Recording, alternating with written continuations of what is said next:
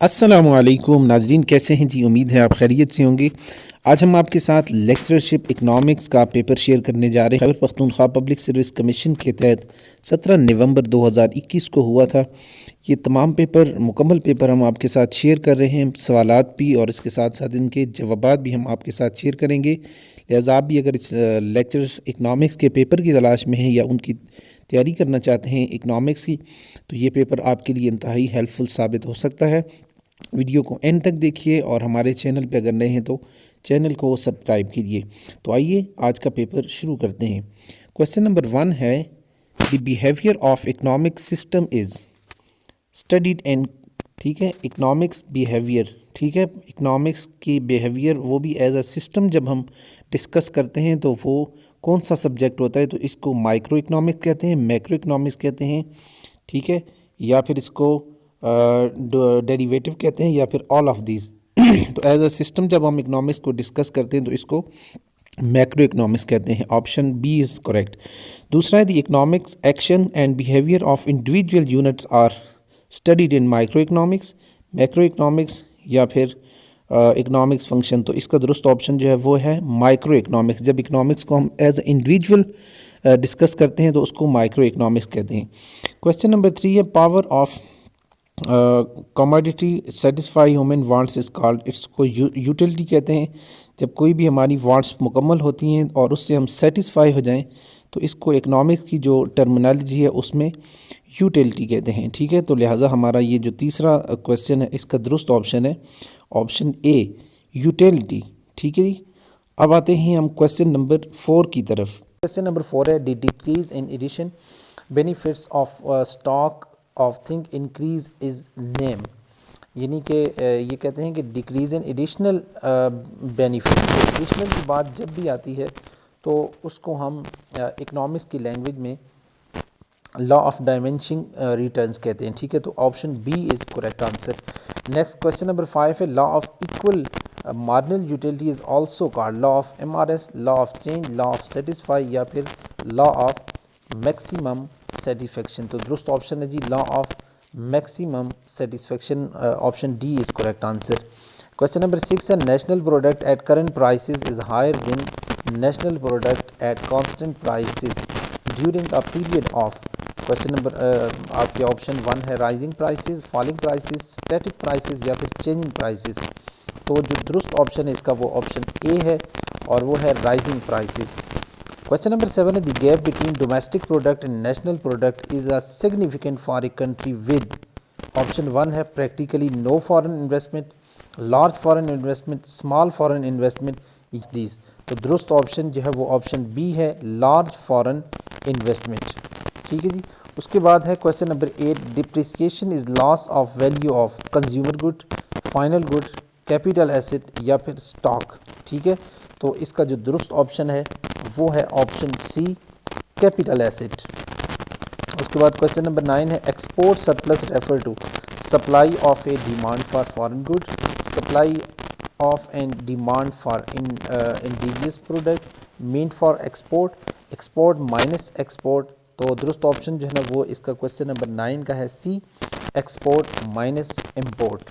उसके बाद question number 10 है, find out GNP total we deduct depreciation, ignore depreciation, या ऐड डिप्रिसिएशन। तो दुरुस्त ऑप्शन है वो है ऑप्शन सी के ऐड डिप्रिसिएशन, हम उसके अंदर शामिल करते हैं, ठीक है, डिप्रिसिएशन को शामिल करते हैं, इग्नोर नहीं करते। क्वेश्चन नंबर 11 है, the indifference curve analysis assume rational behaviour of there is only one consumer to chest the labour is mobile, या नन ऑफ दीज। तो इसका जो दुरुस्त ऑप्शन है वो ऑप्शन ए, यानी rational behaviour of consumer. Question number 12 है, indifference curve are negatively slope, never intersect, don't touch each axis, either axis, all of these. तो इसका जो दुरुस्त ऑप्शन है वो है ऑप्शन डी, यानी कि ये सारी चीज़ें, नेगेटिव स्लोप भी होता है, नेवर इंटरसेक्ट भी होता है, और don't touch either axis, all of these, ये इसका दुरुस्त ऑप्शन है। क्वेश्चन नंबर 13 है, the difference between GNP and NNP is equal to consumer expenditure on durable goods, indirect business taxes, statistical discrepancy, या फिर डिप्रिसिएशन, ठीक है जी, इसका दुरुस्त ऑप्शन है वो ऑप्शन डी है, डिप्रिसिएशन। नेक्स्ट है question number 14, multiplicity of buyer and seller, control over price are the assumption of perfect competition, monopoly, monopolistic competition या फिर इम्परफेक्ट कंपटीशन। तो इसका जो दुरुस्त ऑप्शन है वो है ऑप्शन डी के इम्परफेक्ट कंपटीशन। ठीक है, उसके बाद कहते हैं question number 15, any firm should stop increase in production when. ठीक है, कि वो कब अपनी जो ना वो प्रोडक्शन को स्टॉप कर देगी। ऑप्शन ए है M A is equal to M R, M C is equal to M R, M C is equal to M R S, और ऑप्शन डी है M R is equal to M E. तो इसका जो दुरुस्त option है वो है B, यानी कि जब M C is equal to M R हो।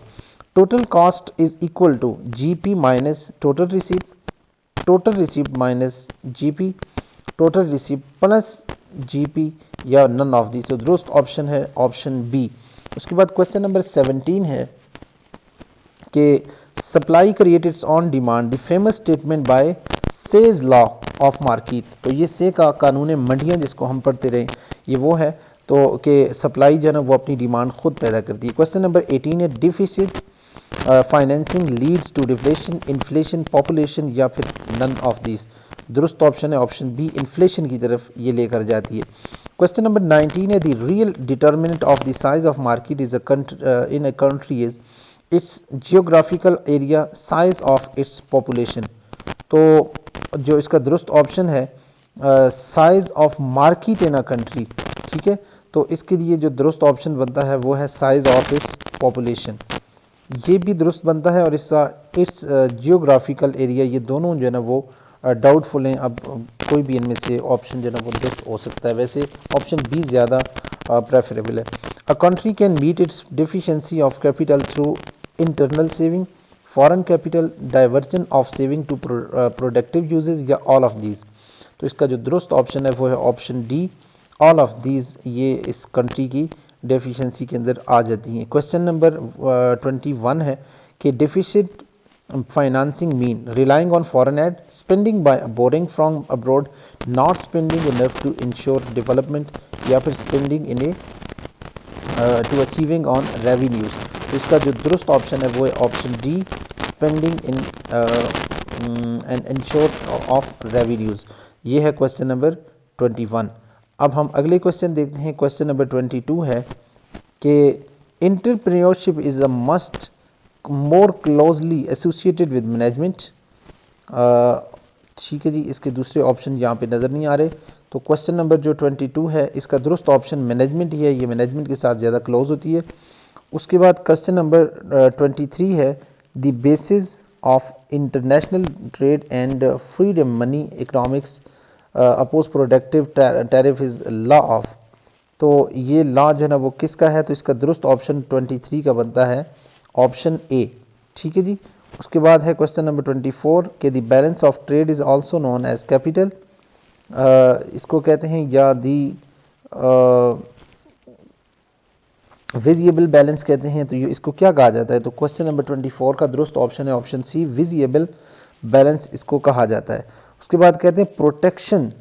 ठीक है, protectionism is the international trade stand for, ये फ्री ट्रेड पॉलिसी, ठीक है, गवर्नमेंट ट्रेड पॉलिसी, या ऑल ऑफ दीज। तो रिस्ट्रिक्टेड फ्रीडम पॉलिसी, तो इसका दुरुस्त ऑप्शन 25 का जो है वो है option A, restricted trade policy. उसके बाद क्वेश्चन नंबर 26 है कि which of the following is a group item with in the total balance of payment, the medicine balance, current account, capital account, या फिर ऑल ऑफ दीज। तो इसका जो दुरुस्त ऑप्शन है वो है option D, all of these. Question number 27 है under free trade there will be a complete equilibrium of factor of between factor prices, partial equilibrium of factor prices, या both of these। तो इसका जो दुरुस्त option these. उसके बाद immiserising growth refer to situation where country is a growth, option 1 है growth rapidly with trade, ठीक है, gains from growth are more than by determination in terms of trade, या terms of trade improve with economic growth. तो इसका जो दुरुस्त option है वो है ऑप्शन बी। उसके बाद क्वेश्चन नंबर 29 है, एक्सपोर्ट बाइस growth will benefit the country only when it faces fixed world prices for its exporting, it faces declining term of trade। तो इसका जो दुरुस्त ऑप्शन है 29 का वो है ऑप्शन ए, ठीक है, यानी कि it faces fixed world prices for its export। import buys trade mean will never benefit a country, may or may not benefit the country, ठीक है, will invariably benefit the country। तो question number 30 का option C जो है ना वो दुरुस्त option है। उसके बाद है क्वेश्चन नंबर 31 के growth that leads to a deterioration in terms of trade raises the domestic growth rate, lowers the domestic growth rate, may raise और lower the domestic growth.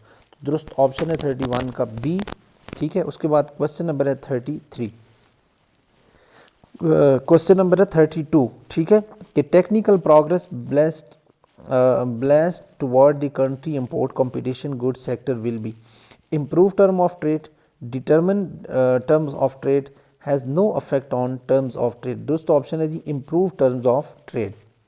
Question number 33, development is impossible without inactive to profit, foreign aid, domestic saving या फिर inflation।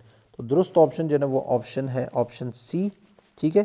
33 का दुरुस्त option कौन सा है, option सी, यानी domestic saving के बगैर आप डेवलपमेंट नहीं कर सकते।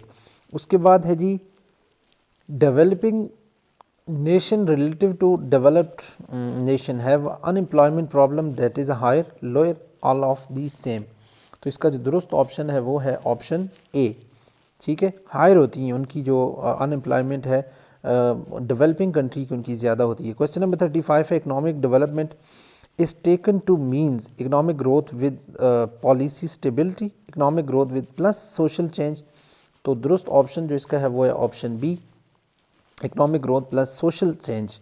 उसके बाद है which one of the following pairs are term of incompatible, perfect competition, many seller, उसके बाद monopoly one buyer, monopoly one seller of good with close substitute. तो ऑप्शन दुरुस्त जो इसका है वो है option C, monopoly one seller of good with close substitute, ठीक है जी। नंबर 38 है कि of following which has characteristics of monopolistic competition, standardised product, different product, two forms या नो एंट्री। तो 38 का जो दुरुस्त ऑप्शन है वो है ऑप्शन बी कि डिफरेंट प्रोडक्ट, डिफरेंशिएट प्रोडक्ट। 39 के a firm is in position of equilibrium is suppose to be maximum output, sale, profit या फिर नन ऑफ दीज। तो दुरुस्त ऑप्शन है ऑप्शन सी कि जब वो अपने प्रॉफिट को मैक्सिमाइज करे। उसके बाद है in optimum level of firms output is where the marginal cost is minimum, ठीक है, where range average cost is minimum, where both the marginal and average cost curves are at their respective minimum. तो 40 का जो दुरुस्त option है वो option D, ठीक है, where the firm earn a maximum profit. उसके बाद जी क्वेश्चन नंबर 41 है, equilibrium of firm is the level where M R is equal to M C, M R is equal to A R, M R is equal to A C. तो question इसका दुरुस्त option है M R is equal to M C. 42 number है, a firm enjoy maximum control over the price it's product under the monopoly, perfect competition, oligopoly या फिर imperfect competition. तो दुरुस्त option है ए, या मोनोपोली के अंदर वो अर्न करती है। All firm with identical cost under a perfect competition will in the long run earn only normal profit। अब normal profit या no profit, तो दुरुस्त ऑप्शन है ऑप्शन बी के वो नॉर्मल प्रॉफिट कमाएगी। 44 नंबर क्वेश्चन है, excess capacity is not found under the monopoly, monopolistic competition, perfect competition या ओलिगोपोली। दुरुस्त ऑप्शन है परफेक्ट कंपटीशन। उसके बाद कहते हैं marginal physical product and marginal revenue product are the same concept या डिफरेंट कॉन्सेप्ट या एब्स्ट्रैक्ट कॉन्सेप्ट। ये दोनों अलग अलग कॉन्सेप्ट हैं, डिफरेंट कॉन्सेप्ट हम इनको कहेंगे। तो ये हमारा दोस्त ऑप्शन है। तो उम्मीद है आज की वीडियो आपके लिए हेल्पफुल साबित हुई होगी। अगर मज़ीद आप इकनॉमिक्स के हवाले से कुछ पेपर की तैयारी के हवाले से कि इकनॉमिक लेक्चरशिप की तैयारी हमने किस तरह से